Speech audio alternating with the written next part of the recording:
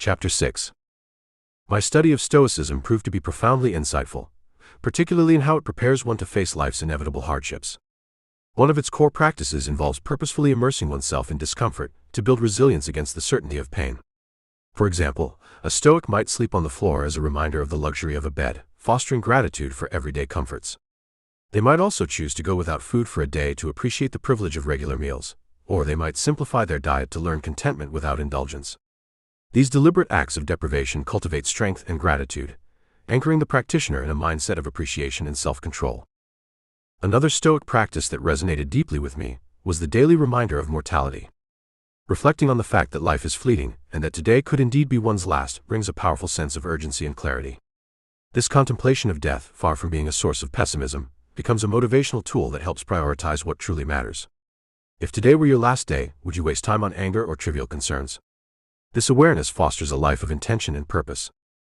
Central to Stoic philosophy is the pursuit of a virtuous life, guided by wisdom, courage, justice, and temperance. Interestingly, many of these virtues align closely with Christian values. The key difference lies in the absence of a personal God in Stoicism. While Christianity emphasizes a relationship with the divine being, Stoicism focuses on aligning one's life with the logos, an impersonal, rational order of the universe. Despite this difference, I found the practical aspects of Stoicism compelling. Its techniques for cultivating discipline and perspective seem compatible with Christian teachings, provided they serve the pursuit of a life grounded in virtue and faith. As much as I admired Stoicism, I ultimately could not reconcile its worldview with Christianity. The reliance on self-discipline over divine guidance created a fundamental divergence. Stoicism's concept of the logos as an impersonal force stood in stark contrast to the Christian belief in the logos made flesh through Jesus Christ, offering a personal relationship and grace. Despite these differences, I saw value in adopting Stoic practices that aligned with Christian principles, believing that all wisdom ultimately comes from God. Determined to deepen my understanding of the Christian faith, I realized the importance of finding a home church. Without a strong community and spiritual guidance, my growth felt incomplete. My search led me to explore various Christian denominations, a journey that revealed the diversity within the faith. Having been raised in the Episcopal Church, I felt the need to start fresh and carefully consider where my beliefs aligned. After thoughtful research and discussions with my girlfriend, we decided the Baptist tradition resonated most with our understanding of Scripture and practice. Since we planned to build our future together, making this decision as a couple was essential. We began visiting churches near our university, eventually narrowing our choices to 2 congregations. Over 3 months, we attended services at 2 nearby Baptist churches, seeking one that felt like home. Ultimately, we chose a Baptist church where we found both spiritual nourishment and opportunities for involvement.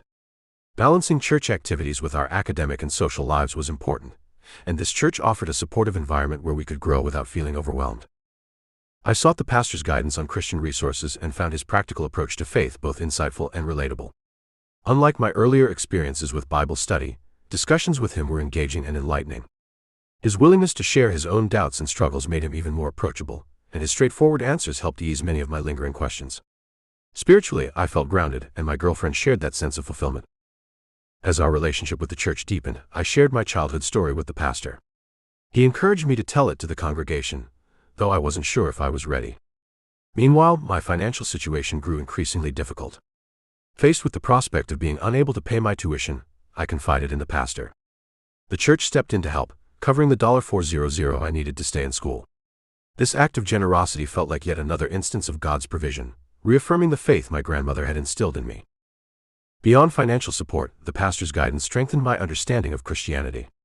He warned me about the distortions some leaders peddle in the name of faith, often deviating from the gospel of Jesus Christ. This prompted me to study church history to understand the roots of various denominations. Events like the Edict of Milan, which granted religious freedom in the Roman Empire, and the Nicene Creed, which solidified core Christian doctrines, fascinated me. How Christianity survived centuries of persecution and became the world's dominant religion seemed nothing short of divine intervention. As I continued in Bible study, I appreciated the spiritual grounding my church provided. However, I also grappled with the fragmentation of Christianity and the plethora of interpretations that often strayed from orthodoxy. The sheer volume of theological perspectives made it clear that the study of Scripture was a lifelong endeavor.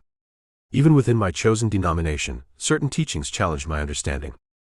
Yet my pastor's counsel reminded me that some truths must be accepted by faith, with understanding coming in time. My pastor also reminded me of a broader pattern that extends beyond Christianity.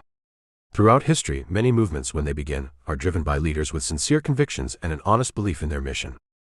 The early church founders, for example, were dedicated to spreading the teachings of Jesus Christ with humility, faith, and a genuine desire to serve others. Yet as the church gained influence and power, it inevitably began to attract individuals more interested in status and control than in spiritual truth. This shift is not unique to Christianity. It is a recurring theme across time and cultures. History is filled with examples of noble causes that, as they grew in prominence, drew opportunists more focused on self-interest than the ideals that first inspired the movement. Political revolutions often begin with visions of justice and freedom, only to see those principles eroded by leaders driven by ambition and personal gain. Similarly, social movements that rise from genuine calls for equality sometimes fall prey to individuals using them as platforms for fame or influence. These insights were both eye-opening and difficult to digest. They serve as a reminder that the challenge of maintaining integrity and purpose in any movement lies not just in the strength of its founding ideals, but in the character of those who carry them forward. Despite the challenges, I found deep fulfillment in belonging to a body of believers. Yet living a faithful Christian life in an increasingly secular world was not without difficulty. Scientific advancements, often framed as contradictory to faith, were championed as the ultimate solution to humanity's problems. Yet my studies revealed that science and religion are not opposites but complementary, addressing different aspects of life. Science has undoubtedly propelled humanity into an era of abundance, alleviating poverty at an unprecedented pace. But the philosophical foundations of these advancements owe much to Western culture, deeply rooted in Christianity. The moral framework of the gospel helped lay the foundation for the scientific revolution, and many of the human advancements we now take for granted. Yet we often overlook this heritage, failing to recognize the enduring influence of Jesus Christ's teachings on the progress of civilization. My journey of faith continued to deepen, shaped and enriched by both study and lived experience. With the guidance of a supportive church community and the wisdom of a compassionate pastor, I discovered a spiritual home where questions are embraced, struggles are shared, and growth is nurtured. In this space of grace and understanding, I found the freedom to explore my beliefs while being grounded in a tradition of faith. The balance of reason and faith, discipline and grace remains an ongoing process and a journey I pursue with both conviction and hope.